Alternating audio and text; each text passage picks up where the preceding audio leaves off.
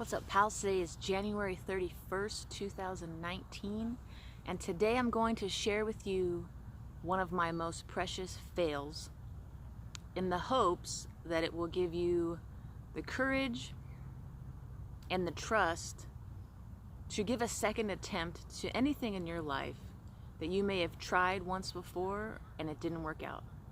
Anything that felt like a complete failure or just the hugest disappointment you could imagine. I'm going to share with you my most precious fail, and I'll tell you why to me it's precious. And hopefully you'll be able to see that, right now we are in a time that second attempts are bubbling up within us. There is a grace for trying again, for looking at that thing that created so much disappointment and saying, maybe I can see it a different way. Maybe I can try it again. Maybe now I'm different than that first time that I tried.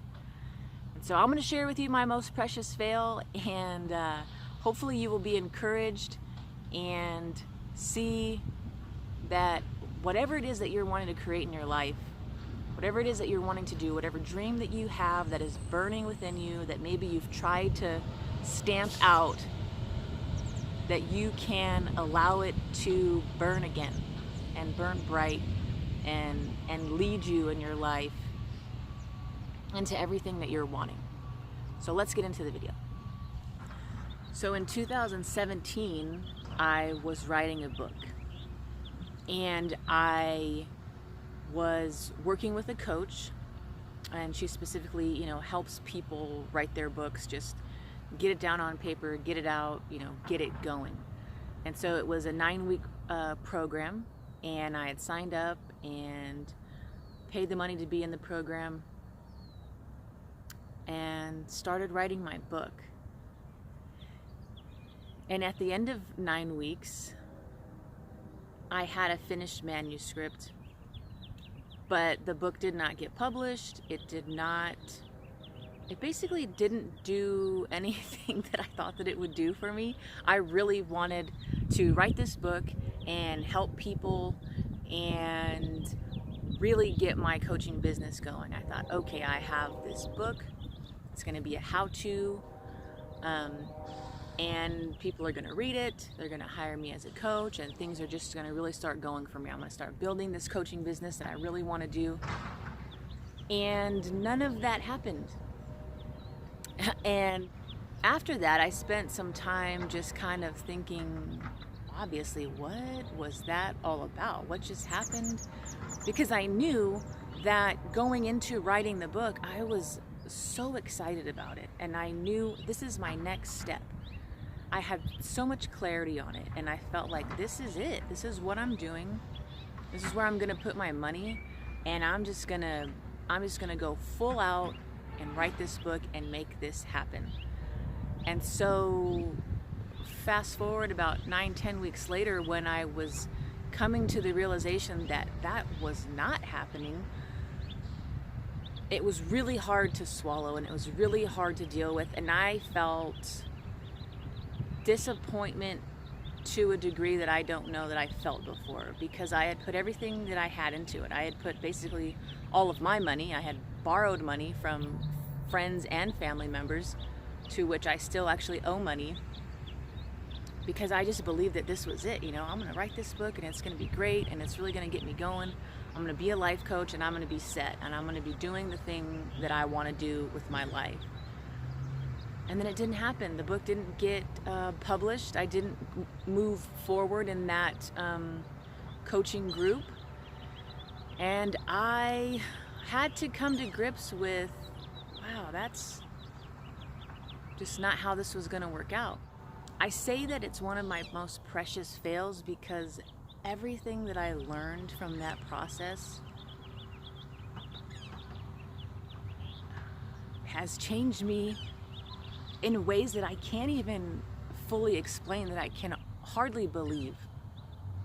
And so that was about a year and a half ago, I guess now, and I don't have, a best-selling book out, and I don't have, tons of clients that are hitting me up for coaching and wanting to work with me. And so my coaching business hasn't been really gotten off the ground, is not flourishing in any way. None of it happened. I am more happy, more fulfilled, more at peace with myself than I have ever been in my entire life. And I believe with my whole heart that writing that book was not at all what I thought it was going to be, but it was exactly what I needed at that time in my life. And I believe that, you know, our inner guidance, our higher spirit, our higher self, however you believe or whatever you call it, knows exactly what we need and will usher us into these experiences with joy and delight and excitement for everything that can be, knowing that everything that we're hoping for is not going to happen. And it's not a cruel joke, and it's not some trick of the universe. It's just the universe knowing, I know where you're at, and I know what blocks and beliefs that you still have in your own mind and heart. And this experience is going to run you straight into all of those so that you can see them, so that you can overcome them, so that you can see that those things were holding you back and they're no longer going to hold you back.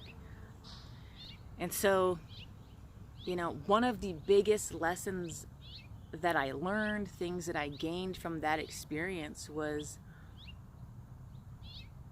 how to be my own authority, not looking to others for what to do or how to do it or anything like that, but really going within and trusting the guidance within and trusting that I am my own spiritual authority and I don't need anyone to tell me the next step or even the how to. And that's not to say that coaching is not useful or therapy or whatever type of self-help program that you lean towards. They're helpful, but at the end of the day, you always know what's best for you. You always know what's the next step. You always know what to do for yourself. And while I was writing that book, I struggled with that.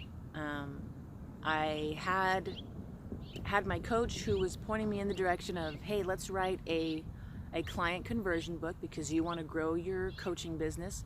It made 100% sense. It was completely logical. That's what I was there for. That's what I wanted to do. But I knew in my heart of hearts that I was writing a memoir. I was writing my own memoir. And the reason that I didn't follow that instinct was partially because I just wanted to start coaching. I just wanted to get myself out there and get the story out there and boom. But also there was, a conversation that I had with my coach and she told, if you're going to write a memoir, that's just for you. It's just to kind of get it out and don't expect to make any money from it. Don't expect to bring in any clients from it.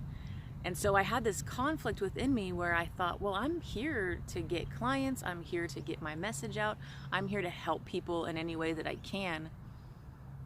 But on the inside, I knew I'm writing a memoir. That's what was coming out of me. Effortlessly coming out of me was me writing down my stories. It was me, going over all of these old journal entries of me trying to accept myself as a lesbian, me trying to figure out my own spirituality. What do I believe now if I'm not so much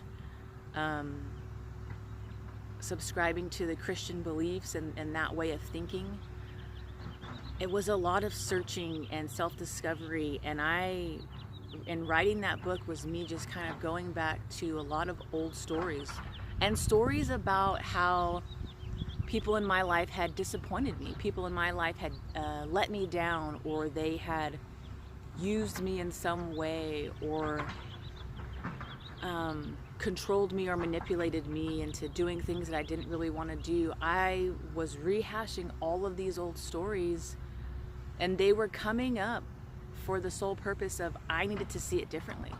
I needed to take responsibility for my life and stop blaming people. And that entire process changed me. It just made me so different on so many levels. I was done with, you know, feeling like I was a victim. And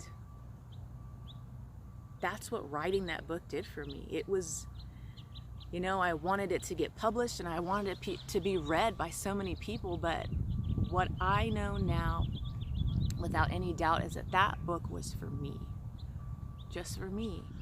That's the first book I've ever written, and now I'm realizing that it didn't have to be the last. You know, I could have looked at that and said, well, maybe I'm not a writer, maybe I'm not meant to write a book, and maybe that's just not for me and I'll go and try something else. But more and more, you know, as 2019 just kind of rolls on, I see that it is a time for making second attempts. For the thing that you tried once and it didn't work out, to pick that thing back up and try it again. And maybe you're not in a place where you feel like, oh, I'm not ready for that. I couldn't pick that up again. Maybe all you need to do is just set the intention that you're open to it coming back into your life and see what happens. Just because we feel like something was a failure does not mean that that's what it was. Someone very wise said, I can't remember who it was, but you know, if you spell out fails and you know, you use all the letters, it stands for first attempt in learning. And I just believe that that is super helpful for all of us to remember when we're trying something new, when we're really reaching for something that our heart wants to create, wants to do or build or see. We have to remember that we're learning and that our first attempts in learning will many times look like fails, and they might look like horrible, horrific train wreck fails. But everything that we learn from that and how it changes us, that's what we're really after. That's what the journey is really about. It's how do we enjoy it, even the tough times? How do we find ease during those times, knowing that maybe I haven't gotten to the destination that I hoped for, but I sure am enjoying the heck out of this journey. And I sure am learning, and I'm waking up, and I'm seeing myself completely differently. I'm remembering who I really am and what I came here to do and be. That's the point. And so I wanted to share that it's time for second attempts. Anything that's been kind of bubbling up for you, anything that's been just kind of a whisper in your ear or a hey, let's try this thing again. It's time for that. It's time to be open for that. Abraham Hicks says this, that disappointment is just taking score too soon. And so when I think about it that way, I think, wow, you know, maybe I wrote that first book and it didn't work out how I thought and nobody's gonna read it, but I can write another one. I can write many more books. Just because it didn't turn out in the time frame that I wanted it to doesn't mean that it never will. Maybe I took score too soon. You know, maybe it's just going to be a little bit more time, and that dream of writing a book and reaching people with a positive message will become a reality. Maybe it will be this year. Maybe it will be next year. Maybe it will be 5-10 years from now. I don't know. But what I do know is that there is something within me that's saying, you can try that again. You can give that a second attempt. You're different now. Okay, pals, that's all I have for today's video. Pick that thing up and give it another try. Look at it again. Or at least just open yourself up to the possibility, I can still have that. I can still create that in my life. I can still make that work. And just see where the universe leads you. See what doors open up for you. Because whatever is within you is wanting to come out and be expressed. Is wanting to come out and be made a reality, be made manifest.